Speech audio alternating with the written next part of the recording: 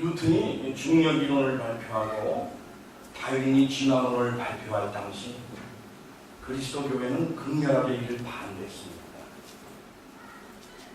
루터와 칼빈은 물론이고 200년 후의 사람인 존 웨슬리까지도 지성설 반대했죠. 성서에 담긴 하나님의 말씀을 존중하는 걸 넘어서, 다시 말씀드립니다, 성서 안에 담긴 하나님의 말씀을 존중하는 걸 넘어서 성서 자체를 외경의 대상으로 삼으면 이렇게 맹목이 발생하죠. 아무튼 오늘을 살아가는 우리는 그 당시 교회를 경악했던 과학자 뉴턴이나 다윈보다도 더 많은 과학 지식으로 무장하고 있습니다. 대한민국에서는 교육이 보편화된 나머지 최상위 교육으로 평가받던 대학 교육마저 일반 교육의 범주에 들어갈 정도가 됐어요. 그래서일까요?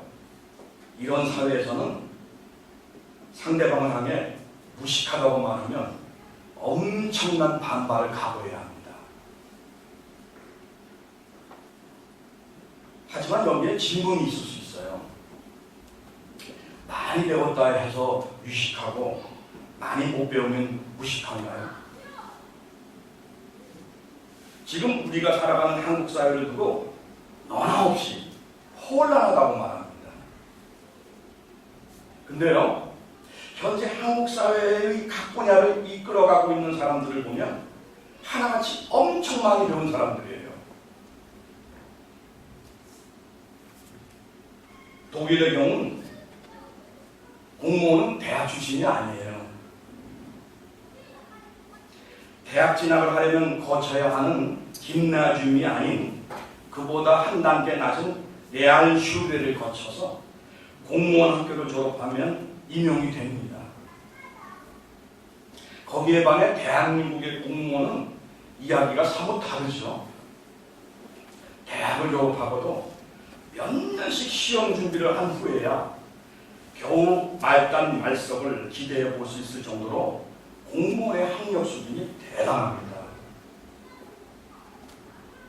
그러니 검판사의 실력이야 더 말할 필요가 없겠죠. 하지만 우리의 현실은 법조계를 개혁하지 않으면 안 된다며 여론이 아우성이죠. 근데 법조계뿐인가요? 다 그렇죠. 따라서 새삼스럽지만 유식, 무식의 판별 기준을 따져볼 필요가 있습니다. 여러분에게 해량의 이해를 구합니다. 이미 수없이 말씀드렸지만 그럼에도 강조하고 싶어요. 지구, 아마도 우주, 여기에는 정말 무수히 많은 생명체가 존재한다고 해요. 극한 환경 생물학에 따르면 엄청난 수압이나 지압, 그리고 고온과 극저온이 지배하는 살벌한 환경에서도 수많은 생명체들이 살아가고 있답니다. 심지어 황산과 비소가 가득한 화산지대 뜨거운 용출수 웅덩이에서도 생명체가 버젓이 살아가고 있다고 해요. 우리 몸속에 이미 1.5kg의 세균들이 들어가 살고 있다죠. 한 방울의 물과 한 줌의 공기에도 무수한 생명체의 유니버스가 전개되고 있습니다. 아무튼 세상은 온통 생명체 천지라고 해요. 따라서 이토록 무수한 생명체를 일일이 계통별로 분류하고 이름을 지어주는 작업, 이거 만만치 않은 일이죠. 허다한 생명체들과 구별되는 특정 해당 생명체의 독특한 특징을 잡아 이름, 그러니까 생물학명을 붙여야 하는 건데 이게 쉽겠습니까? 여러분 모두가 알듯 사람의 생물학명은 호모 사피엔스 사피엔스입니다. 호모 사피엔스. 라틴어로 지혜가 있는 사람이라는 뜻이죠. 우리말로는 슬기 사람이라고 합니다. 근데 이상한 것은 지혜를 말하는 단어 사피엔스가 하나 더 붙어 있다는 사실이에요. 호모 사피엔스 사피엔스. 이북 사람들은 그렇게 말하죠. 슬기 사람. 그렇습니다. 수많은 생명체들과 구별되는 인간의 생물학적인 특징은요, 생각하고 또 생각하는 것입니다. 한 번만 생각하는 게 아니라 일단 생각한 그것을 앞에 놓고 다시 한번 생각하는 존재라는 말이죠. 생각한 것을 다시 생각해보는 행동을 우리는 성찰이라고 부르기도 합니다. 아울러 이런 성찰의 행동을 지성의 조건이라 여기죠. 이 경우 지성은 많이 배운 사람들이 가진 남다른 능력이라고 여기죠. 그러나 인간의 생물학명은 이런 우리의 통념을 뒤집습니다. 성찰은요, 지성인이라 불리는 사회적 소수의 전유물이 아니라 인간이라면 누구나 가진 능력이고 누구나 행사할 수 있는 보편 능력이라는 거죠. 아니요, 이런 설명도 잘못된 겁니다. 우리에게 있어서 성찰, 곧 지성은요, 행사할 수도 있고 행사하지 않을 수도 있는 그런 자유재량의 무엇이 아니에요. 성찰, 곧 지성을 행사하지 않으면 인간의 특징이 발현되지 않은 것입니다. 신체는 인간 형태를 하고 있어도 인간이 아닌 상태에 놓여 있는 거죠. 사람이라면 모쪼록 성찰하며 지성적으로 살아야 합니다. 배우고 못 배우고의 문제가 아닌 누구나의 문제입니다. 안타까운 것은 그럼에도 불구하고 우리는 성찰하며 살아가지 못하죠. 왜 그럴까요? 성찰 또는 지성은 아주 독특한 차원을 가지고 있기 때문입니다. 이 역시 이미 수없이 말씀드렸습니다만 그럼에도 강조하고 싶어요. 게르만 계열의 언어에서는 성찰과 감사가 동근원어예요. 동근원어.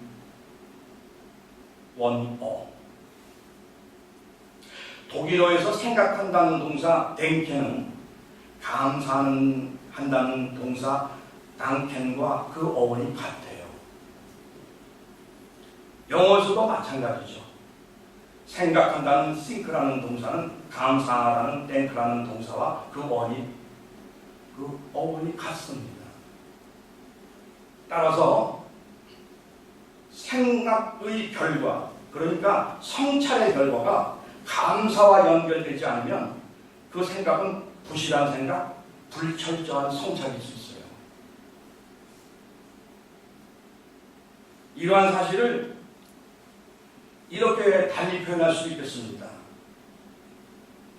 성찰이 인간다움의 조건이듯이 감사 역시 인간다움의 조건이에요. 감사 모르면 인간 아니에요. 감사할 줄 모르는 인간은 신체라는 생물학적인 사양만 인간 형태일 뿐 인간이 아닌 것입니다. 감사할 줄 모르면서 지성적인 말 아무리 늘어놓아봐야 허당이죠. 감사할 줄 모르면 결국 성찰한 것이 아닙니다. 그럼에도 불구하고 우리는 솔직해야 해요. 성찰하며 살기가 쉽지 않은 만큼 감사하며 살기도 쉽지가 않죠. 성찰은 생각한 것을 다시 한번 생각한 것이라고 말씀드렸습니다. 앞서 생각했던 것 자체가 이로 정연하지 않고 꼬인 것은 아닌지 세밀히 그 안을 들여다보는 거죠. 그런가 하면 너무 좁게 생각한 것은 아닌가 하며 사유의 폭을 좌우와 위아래로 넓히는 것입니다. 마찬가지죠. 감사 역시도 평범한 일상을, 지나쳤던 일상을 다시 보기 하는 것이라고 할 수 있습니다. 어느 목사의 사모가 위암 판정을 받았어요. 한창 나이에 이 지경이 된 것은, 한창 나이에 이 꼴이 된 것은 개척교회 당시 극심했던 고생 때문이라는 생각이 들었습니다. 그러지 말자고 했지만 자연히 남편과 하나님에 대한 원망이 싹 떠올랐죠. 그러던 어느 날 남편 목사가 감리교 신학대학 윤성범 학장님을 만났습니다. 이봉조의 은사이기도 합니다. 목사님, 얼굴이 어둡군요. 무슨 일이라도 있나요? 제자는 스승에게 형편을 이야기했습니다. 그러자 윤성범 학장님이 제안을 했습니다. 노트를 한 권 사다가 아내에게 주세요. 그 노트에 감사한 일만 생각나는 대로 적으라고 해보세요. 목사의 아내 역시도 참고로 말씀드리면 윤성범 학장님의 제자였습니다. 목사는 즉시 노트와 볼펜을 사들고 아내에게 갔습니다. 아내가 말했죠. 당신 이 마당에 무슨 감사한 일이 있다고 내 속을 이렇게 긁어요. 사모가 한두 줄씩이나마 노트에 감사한 일을 써내려간 것은 남편이 방을 떠나고도 한참이나 시간이 흐른 뒤였습니다. 마지못해 생각나는 대로 적어나갔습니다. 그러다가 알게 됐어요. 지금까지 자기에게 사랑을 베풀어 준 사람들이 그토록이나 많았다는 사실을. 그래서 죽기 전에 꼭 해야만 할 일이 있다는 생각이 들었습니다. 사모는 힘든 몸이지만 가장 가까운 사람부터 찾아다니며 감사 인사를 하고 돌아와서 또 감사의 기도를 드렸습니다. 그 다음 날도 또 그 다음 날도 그렇게 몇 달이 지났습니다. 그러자 점점 통증은 사라지고 다리에는 웬일인지 힘이 생겼습니다. 병원에 가니 암세포가 사라졌다며 의사도 놀라워했습니다. 실화입니다. 그렇습니다. 성찰하려면 내가 안다 라는 이 교만에서 내려와야 합니다. 동일합니다. 감사하려면 당연하다고 여기는 교만에서 내려와야 합니다. 세상에 당연한 것이란 없어요. 여러분, 세상에 당연한 것이란 없습니다. 최효선의 방비감사라는 글을 인용합니다. 수술 후 하루가 지났다.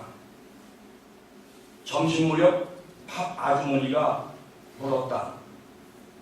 방구 나왔어요? 아직 안 나왔다고 했더니 방구가 나오면 알려달라고. 그러면 맛있는 죽을 주겠다고 했다. 회진 오신 의사 선생님이 방귀 나왔냐고 물었다. 안 나왔다고 했더니 운동 많이 하란다. 아내가 병실로 들어오더니 대뜸 방구 나왔냐고 묻는다. 이놈의 방귀. 전에는 방구 많이 낀다고 핀찬을 그리도 해대던 아내가 내 방구를 애타게 기다린다. 병원으로 신방 오신 목사님도 기도드린 후에 물었다. 장로님, 방구 나왔어요? 허참.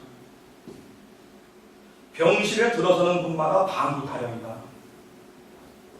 방구를 뀌는 것이 이토록이나 대단한 일이었다니.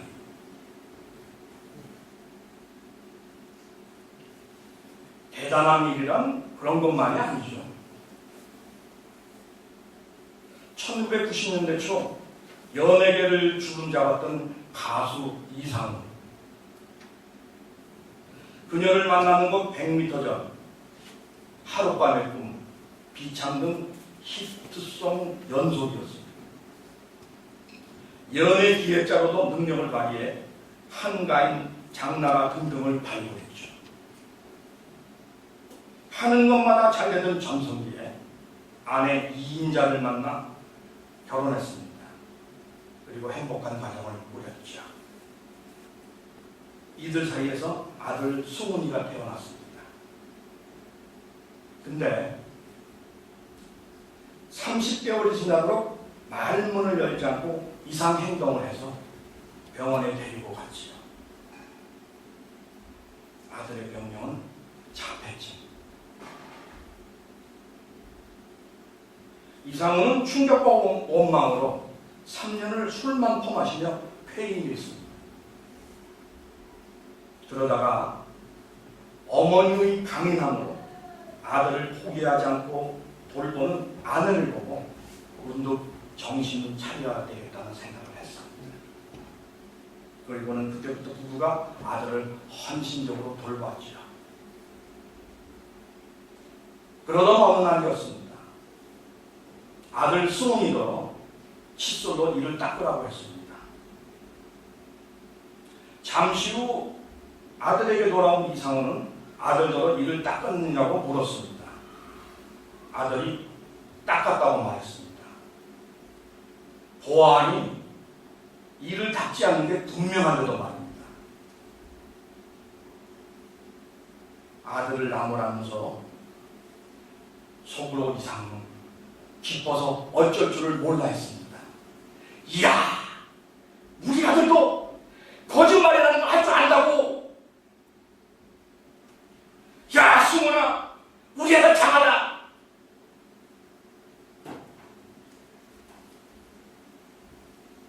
이상은 현재 집 한 채만 남겨놓고 나머지 전 재산을 장애인 복지사업에 흔쾌히 쏟아부었습니다.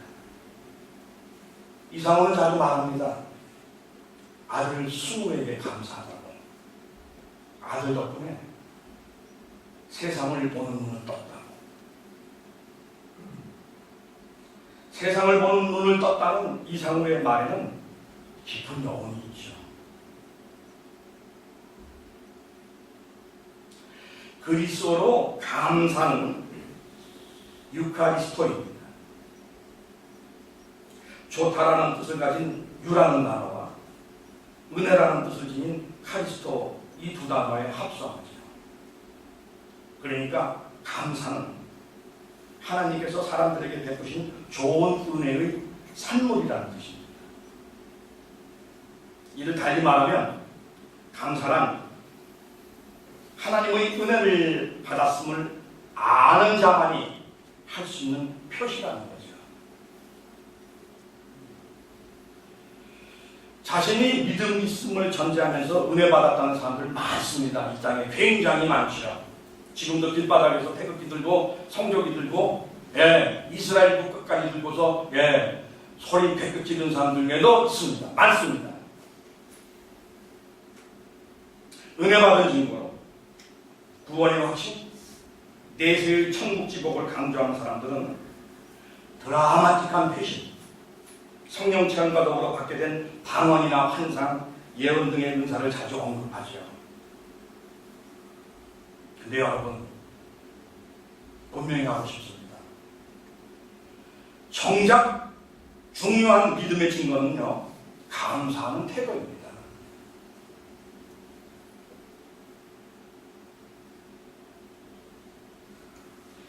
수도원을 방문한 한 청년이 나이가 지긋한 수도원장에게 젊은이다운 기대로 스스럼 없이 물었습니다. 만약에 원장님 사후에 천국이 없다는 거 알게 되시면 어떻게 하시겠습니까? 수도원장이 조용한 목소리로 말했습니다. 아쉬울 게 뭐 있겠습니까? 여기서도 천국을 실컷 맛보았는데.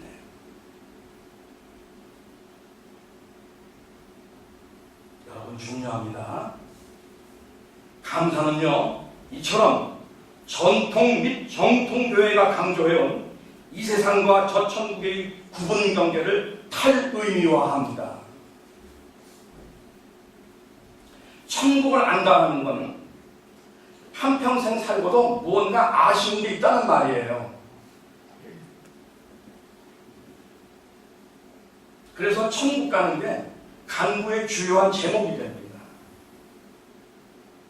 하지만 분명히 해야 할 필요가 있어요.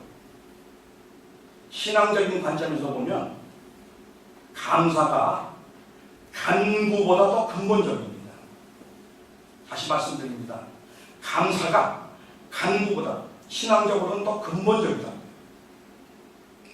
영국 성공의 주교 윌리엄 템플의 차분한 권면을 우리가 참고할 필요가 있습니다.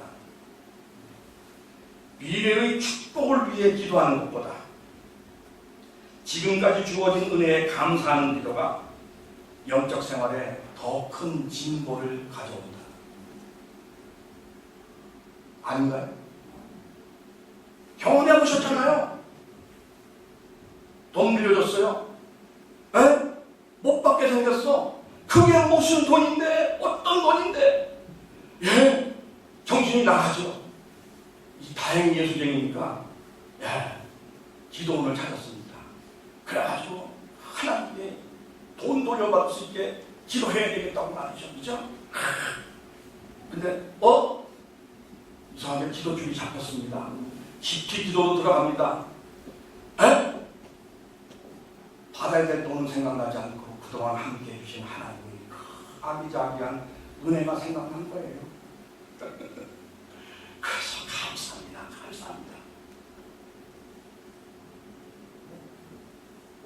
물론 이 뒤에는 항상 여러분들이 궁금해 하시는 마지막 그죠? 이야기가 꼭 따르죠. 돈 문제 해결됐다. 그러나 그게 중요한 게 아니고 기도가 제대로 되면 뭘 받아야겠다는 것보다 지난기가 동안 이처럼 교활하고 이처럼 엉망하고 이처럼 악한 놈을 그토록 주셨던 하나님의 사랑을 정말 감사합니다. 우리나라 교회에서는 감사운동을 강조합니다. 감사운동을 크게 들리면 그만큼 복을 더 많이 받는다나 뭐라나. 이 따위 권면은 감사에 대한 모독입니다. 우리가 살아가는 세상이 혼란한 건 이 감사보다 간구가 강하기 때문이에요. 욕심은 끝이 없잖아요. 진정한 감사는 욕심을 부끄럽게 만듭니다. 우리는 그것을 헬런 켈러에게서 보죠. 헬렌 켈러의 3일 동안만 본다면이라는 수필이 있습니다. 내가 이 세상을 사는 동안에 유일한 소망이 하나 있다면 그것은 죽기 직전에 꼭 3일 동안만 눈을 뜨고 보는 것이다. 만약 내가 눈을 뜨고 볼 수 있다면 나는 나의 눈을 뜨는 그 첫 순간 나를 이만큼 가르쳐주고 교육시켜주신 나의 선생님 설리반을 찾아가겠다. 지금까지 내 손끝으로 만져서 알던 선생님의 그 인자한 얼굴과 아리따운 몸매 등을 몇 시간이고 물끄러미 보면서 그 모습을 나의 마음속 깊이 간직해 보겠다. 다음엔 친구들을 찾아가고 그 다음엔 들로 산으로 산보를 가겠다. 바람에 너풀거리는 아름다운 나무들, 들에 피어있는 예쁜 꽃과 풀들, 그리고 저녁이 되면 석양에 빛나는 아름다운 노을을 보고 싶다. 다음날 이른 새벽에는 먼 동이 트는 웅장한 장관, 아침에는 메트로폴리탄 박물관, 오후에는 미술관을 둘러보고 저녁에는 보석 같은 밤하늘의 별들을 보면서 하루를 지내겠다. 마지막 날에는 일찍 큰 길가로 나가 출근하는 사람들이 얼굴 표정들을 보고 아침에는 오페라 하우스, 오후에는 영화관에서 영화를 감상하고 싶다. 그러다 어느덧 저녁이 되면 나는 건물의 숲을 이루고 있는 도시 한복판으로 나와서 네온 사인이 반짝이는 거리, 쇼윈도우에 진열되어 있는 아름다운 상품들을 둘러보겠다.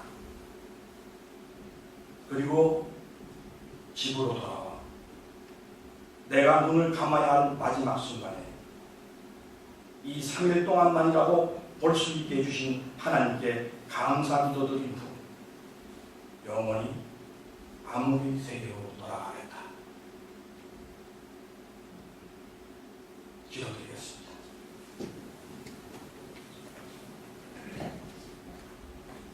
헬렌 켈러가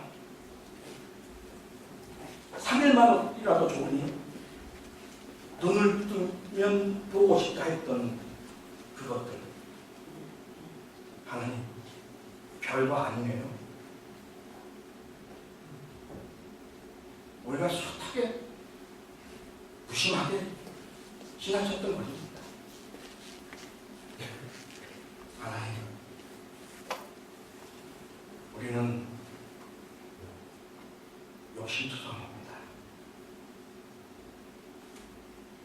심지어 손에 넣고자 하는 건 하나님께, 아니 하나님을 시켜서 손에 넣고자 합니다.